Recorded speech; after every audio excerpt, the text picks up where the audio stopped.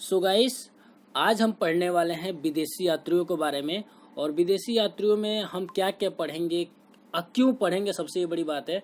तो हम विदेशी यात्रियों के बारे में पढ़ेंगे, ठीक है। और वो किसके शासनकाल में आए थे ये हम पढ़ेंगे। और उसके बाद हम ये भी पढ़ेंगे कि उनके द्वारा कौन कौन सी पुस्तक लिखी गई थी ये पढ़ेंगे। और वो कब आए थे भारत में ये पढ़ेंगे, ठीक है। तो चार चीज बहुत इंपॉर्टेंट होता है अकॉर्डिंग टू एग्जामिनेशंस। मैं बात करूँ एसएससी, बैंकिंग, रेलवे, सीडीएस और एनी वनडे कॉम्पिटिटिव एग्जाम के बारे में बात करूं तो ये क्वेश्चन पूछे जाते हैं विदेशी यात्रियों से। जो क्वेश्चन पूछे जाते हैं वो किसके शासनकाल में आए थे, उनके द्वारा कौन सी पुस्तक लिखी गई थी, ठीक है, वो कब आए थे। तो इस तरह के क्वेश्चन पूछे जाते हैं एग्जाम में। तो हम उसी चीज को देखेंगे। चलते स्टार्ट करते हैं। सो गाइस, मेरा नाम अशोक यादव है और आज हम पढ़ने वाले हैं विदेशी यात्रियों के बारे में, ठीक है। और एक एक पॉइंट को देखेंगे और समझेंगे, ठीक है। तो पहले जो हम बात करेंगे टेसियस एक विदेशी यात्री हैं जो ईरान के राजवैद हैं, ठीक है। वो ईरान से आए थे। तो भारत के संबंध में इसका विवरण आश्चर्यजनक कहानियों से परिपूर्ण होने के कारण अविश्वसनीय है। तो देखिए यहाँ पे एग्जाम पॉइंट ऑफ व्यू से क्या इंपॉर्टेंट है उस चीज को ध्यान रखिएगा। टेसियस कहाँ का रहने वाला था? ईरान का रहने वाला था, ठीक है। पहला तरह का क्वेश्चन ये पूछा जाता है कि टेसियस कहाँ का रहने वाला था, तो ईरान के रहने वाला था। पहले इस तरह क्वेश्चन पूछा जाता है। दूसरा क्वेश्चन ये पूछा जाएगा कि जो ईरान का राजवैद था वो कौन था जो भारत के यात्रा पर आया था? तो टेसियस था, ठीक है, टेसियस। तो दो तरह के क्वेश्चन बनते हैं इसमें, तो ये ध्यान रखिएगा। दूसरा मैं बात करूँ, दूसरे यात्री के बारे में बात करूँ तो हेरोडोटस हैं, ठीक है। हेरोडोटस हैं तो ये बहुत इंपॉर्टेंट है अकॉर्डिंग टू एग्जामिनेशंस को मैं बात करूं तो बहुत इंपॉर्टेंट है हेरोडोटस।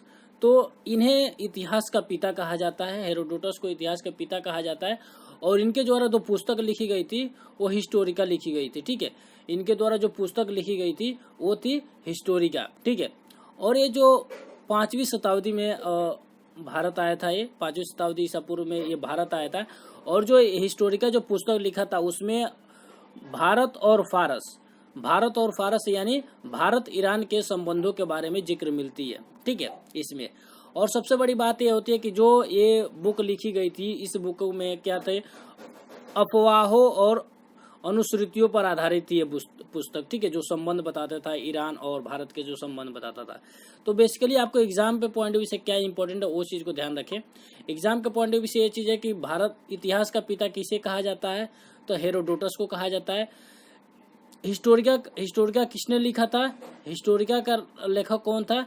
तो वो था हेरोडोटस भारत कब आया था? तो 5वीं शताब्दी में आया था, ठीक है, ये ध्यान रखिए, 5वीं शताब्दी में। अब मैं बात करूं, तीसरा मैं बात करूं जो सिकंदर के साथ जो आने वाले जो लेखक थे उनके बारे में बात करूं। जो सिकंदर के साथ जो लेखक थे वो आए थे, उनके बारे में बात करता हूं। तो सिकंदर के साथ आने वाले लेखकों में निरियाकस थे, आनेसिक्रेटस थे, ठीक है। और तीसरा थे अरिस्टोबुलस। ये तीनों थे और ये अधिक प्रमाणिक एवं विश्वसनीय है, ठीक है। तो क्वेश्चन आपसे एग्जाम में ये पूछा जाता है कि सिकंदर के साथ आने वाले लेखक कौन थे? तो निरियाकस थे, आनेसिक्रेटस थे और उसके बाद से अरिस्टोबुलस थे। तो ये तीनों याद रखिएगा, बहुत इंपॉर्टेंट है अकॉर्डिंग टू एग्जामिनेशंस। अब मैं बात करूंगा मेगास्थनीज के बारे में, बहुत इंपॉर्टेंट है अकॉर्डिंग टू एग्जामिनेशन, बहुत इंपॉर्टेंट है एसएससी, बैंकिंग, रेलवे, सीडीएस के लिए बहुत इंपॉर्टेंट है, इसको ध्यान रखिएगा। यह सेलुकस निकेटर का राजदूत था, ठीक है।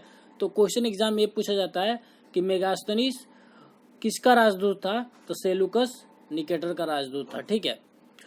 और जो मेगास्थनीज आया था चंद्रगुप्त मौर्य के राज दरबार में आया था, ठीक है।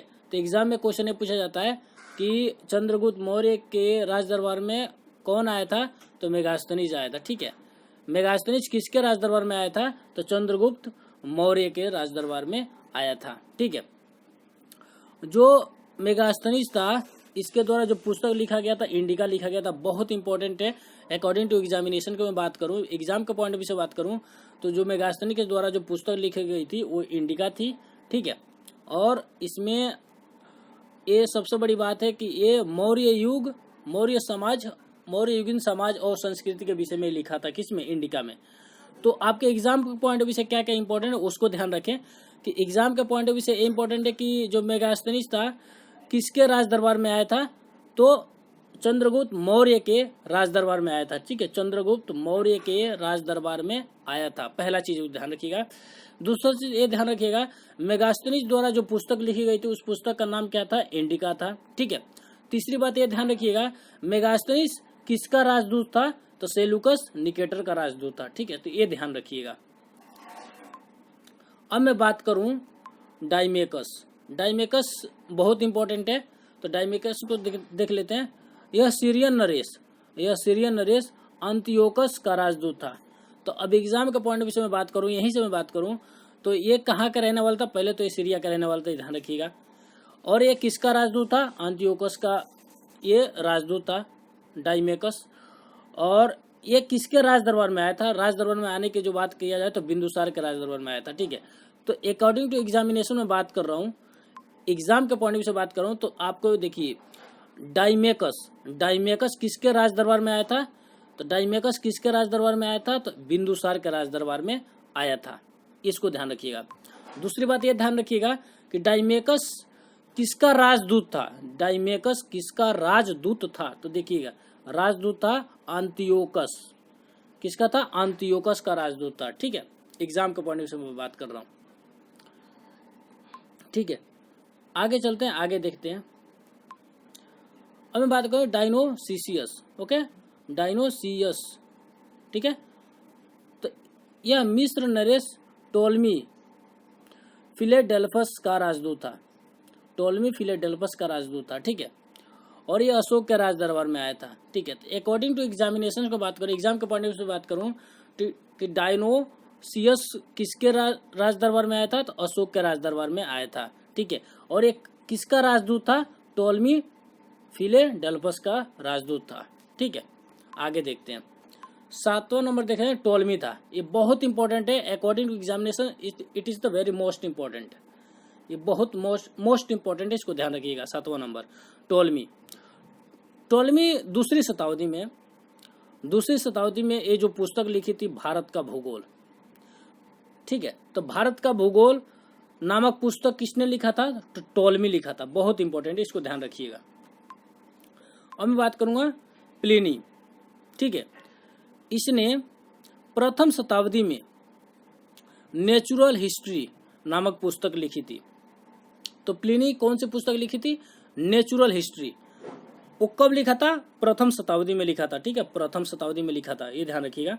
और आगे मैं बात करूं, जो इसमें जो ज्ञान जो मिलता है, जो नॉलेज मिलता है नेचुरल हिस्ट्री में, कौन कौन सी नॉलेज मिलती है, भारतीय पशुओं के बारे में नॉलेज मिलती है, पेड़ पौधों के बारे में नॉलेज मिलती है, खनिज पदार्थों के बारे में नॉलेज मिलती है, और आदि के बारे में विवरण मिलता है। तो कहने का मतलब है कि जो नेचुरल हिस्ट्री जो बुक लिखा था प्लिनी, तो उसमें पाया जाता पशुओं के बारे में, पौधों के बारे में पता लगता है। तो एक एग्जाम के पॉइंट ऑफ व्यू से मैं बात करूं, इसमें क्या क्या इंपॉर्टेंट है, तो नेचुरल हिस्ट्री जो बुक है किसके द्वारा लिखा गया था, तो वो प्लिनी के द्वारा लिखा गया था। ठीक है, कब लिखा गया था, तो प्रथम शताब्दी में लिखा गया था। ठीक है, ध्यान रखिएगा, अकॉर्डिंग टू एग्जामिनेशंस।